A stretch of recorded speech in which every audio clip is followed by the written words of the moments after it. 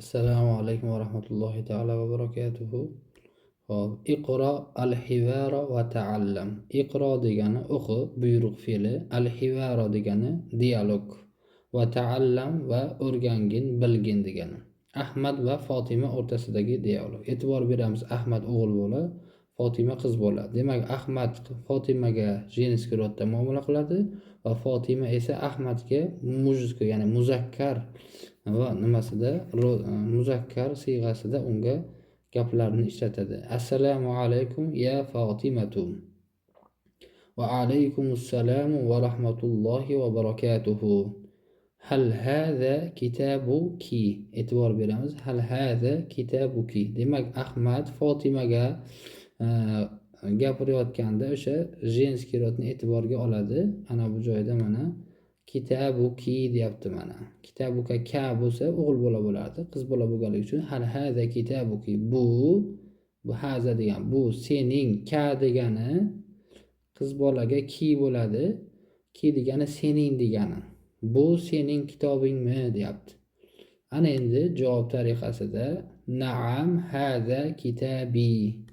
Naam degani ha degani, haza bu degani o'tdik bu narsani, haza kitabi. Demak, so'zlarning oxiriga ya qo'shiladigan bo'lsa, bu mening degan ma'noni beradi. Misol uchun mana kitob, kitabun plus bunga ya qo'yamiz, teng bo'ladi. Mana teng bu yoqda kitabi bo'ladi mana.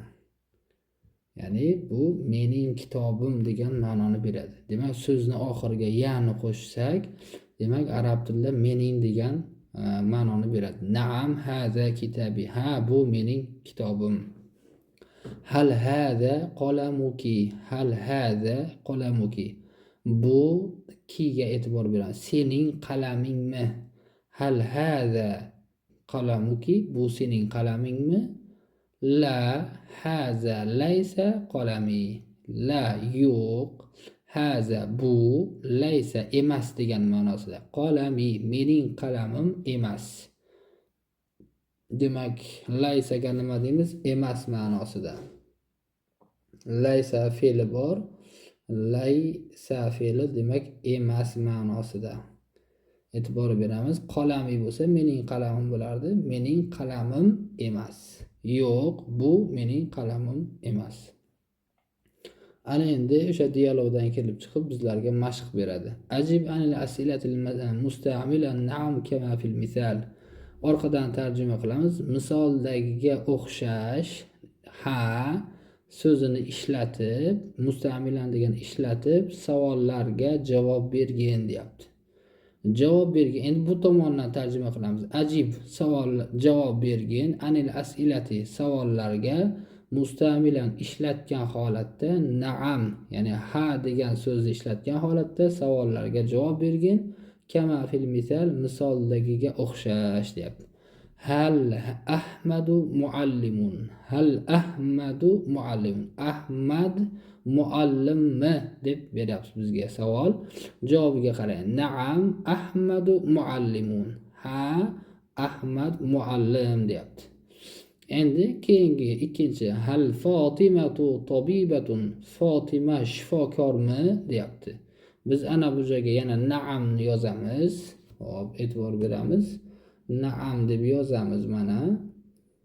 Naam. Hop, naam. Fatimatu tabibatun. O'sha ana bu yerni ko'chirib yozamiz mana. Fatimatu tabibatun. Naam Fatimatu tabibatun. Keyingisi hal Xolidun muhandisun deb savol beryapti bizga. Xolid muhandismi deb savol beryapti bizga. Demak, ana bu yoqqa yana naamni yozamiz va nima qilamiz? Naamni yozganimizdan keyin muhandisini Xolidun muhandis so'zini shunda bu tomonga ko'chiramiz. Ya'ni ha Xolid muhandis deymiz. Hal Zaynabu mumarridatun. Hal Zaynabu mumarridatun. Demak, Zaynab hamshirami? Mumarridatun degani hamshira degani. Demak, Zaynab hamshirami desa, demak bu yoqqa yana ana bu tomonga na'am so'zini yozamiz. Zaynabu maridatun deymiz. Hal basimun tolibun. Bosim talabami desa, demak ana bu tomonga yana na'am deymiz va ana bu joyni ko'chirib yozib qo'yamiz. Basimun tolibun deymiz. Ha, bosim talaba deymiz.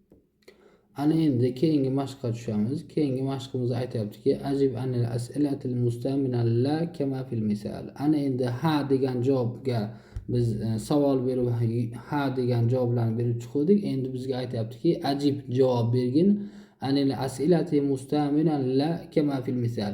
Misoldagiga o'xshash la yo'q so'zini ishlatgan holatda savollarga javob bergin deyapti.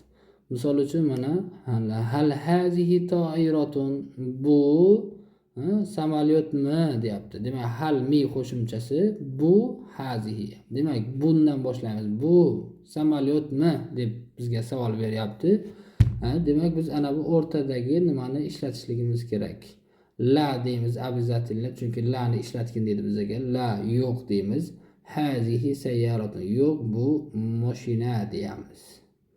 Tushunarli bo'lyaptimi? Ana endi buni ikkinchi mashqini o'zimiz qilamiz. Bizga aytayaptiki, hal haza Xolidun, bu Xolidmi deyapti. Endi biz nima deyishimiz kerak? Yo'q, bu Kamol deyishimiz kerak. Ana bu so'zni ishlatib turib. Demak, yana ana bu joyga la'ni qo'yamiz, yo'q deymiz. Demak, hazani joyga qo'yamiz. Haza Xolidni o'rniga Kamol qo'yamiz. Kamalun mana. Kamalun. Demak, javob bo'lamiz. Hal haza Xolid, bu Xolidmi desa biz nima deymiz? La haza Kamalun, yo'q bu Kamol deymiz.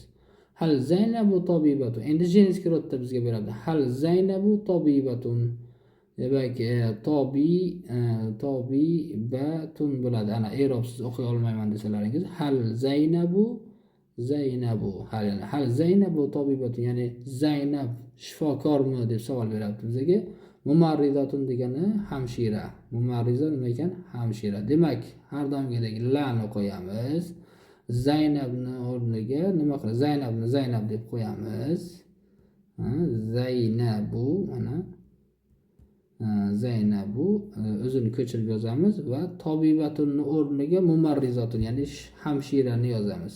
Ana shuni bunday ko'chirib bu tomonga yozib qo'yasizlar o'zlaringiz. Demak, shunda chiqadi hal la Zaynabu mumarridatun. Ya'ni Zaynab shifokormi deb savol beryapti bizga. Biz nima deymiz? Yo'q, la Zaynabu mumarridatun. Ya'ni Zaynab hamshira deb yozamiz. Qolganlarini shu tartibda o'zlaringiz to'g'rilab yozib qo'yasizlar va bu narsani yozganlaringizni iloji boricha kitobga bo'ladigan bo'lsa, rasmga tushirib gruppamizga tashlasalar juda yaxshi bo'ladi. Tushunmagan joylaringizni rasmga olib bizga bemalol murojaat qilsangiz bo'ladi, xudo xolasa.